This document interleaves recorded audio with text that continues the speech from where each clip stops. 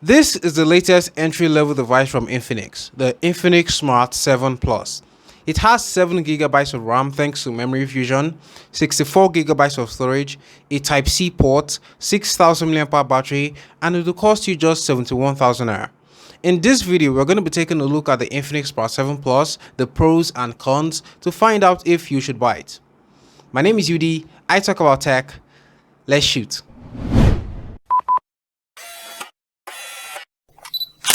Before we get into the unboxing, if you're new to our channel or you're not yet subscribed, kindly subscribe to our channel. Hit the subscribe button and the notification bell right beside it so you get notified when I post new review videos just like this one. Now, this is the box of the Infinix Smart 7 Plus. Inside, we get the phone, a hard plastic case which offers very minimal protection, Type-C cable, wired earphones, the charging brick, MTN card to redeem 500 megabytes of data, expert pamphlet, and the SIM ejector tool. All this for 71,000 naira. The design on the Smart 7 Plus is different. It has this wavy 3D textured pattern at the back. Like you can actually feel the ridges on the back of the phone. Of course, it's made of plastic, which means it wouldn't break easily, but beware of scratches. You also won't get smudges on the rear of the phone since it's not glossy, but the camera bump is, so that part can get smudged up. The fingerprint sensor is located on the camera bump and it works well. Pretty accurate, but it could be faster. On the right side is the power and volume buttons. At the bottom is the headphone jack, primary microphone, Type-C ports, and the mono speaker grill. So it's actually an upgrade from the micro USB port on the Infinix Smart 6. Here's a quick test of the mono speakers on the Smart 7 Plus. On your phone or laptop, you can play any popular game you want on your browser.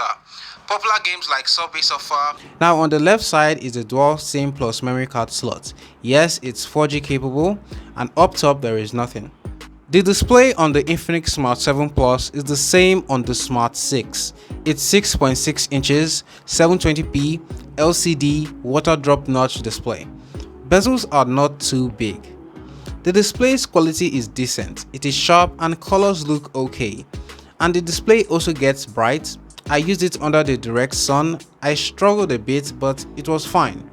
By the way, if you are enjoying the video so far, hit that like button so that YouTube can show our video to more people, and subscribe to our channel while you're at it. Thanks. We get a 13 megapixel camera on the back and a 5 megapixel front facing camera. Photos don't actually look bad. They are actually pretty sharp even at 2x zoom.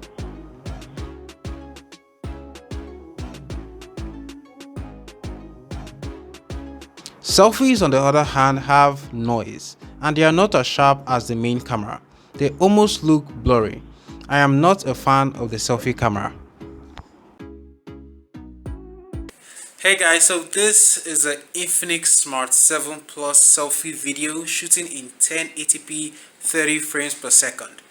So this is what the quality looks like. Do you like it? Do you not like it? Let me know in the comments below. Now I'm going to be going outside to see how the video improves under better lighting conditions. Let's go. Hey guys, so now we are outdoors. This is the selfie camera of the Infinix Smart 7 Plus. So does it look better? It should look better. Still shooting in 1080p 30 frames per second. So let me know what you think of it. Let me know what you think of the video quality and of course the audio quality as well. How do I sound? Dynamic range test. Okay. The Smart 7 Plus will be able to last you up to 2 days. We get a 6000 mAh battery on here, which is more than enough for most people. Infinix even claims that this device can last up to 4 days, so there is that. To keep this phone takes a lot of time, but to charge it back up also takes time. The Infinix Smart 7 Plus is only capable of 10 watts of charging, so you're looking at well over 3 hours to charge from 0 to 100%. Now it's time for the cons. The Smart 7 Plus is still on Android 12, so no Android 13 yet for Infinix devices. For some reason, Infinix is always late for new Android versions. For For performance, it's powered by a Unisoc processor, the Unisoc SC9863A1. This is another place that the phone falls short. Just doing basic things on the phone and it was lagging. Yes, this phone has 4GB of RAM and even up to 7GB thanks to memory fusion, but because of that processor, the phone will be slow and will even stutter. From a performance standpoint, I actually think that the Smart 6 from last year is better. So that's my review of the Infinix Smart 7 Plus. The pros of these phones are the 6000 mAh battery, the Type-C port, 64GB of storage, 7GB of RAM, and the main camera.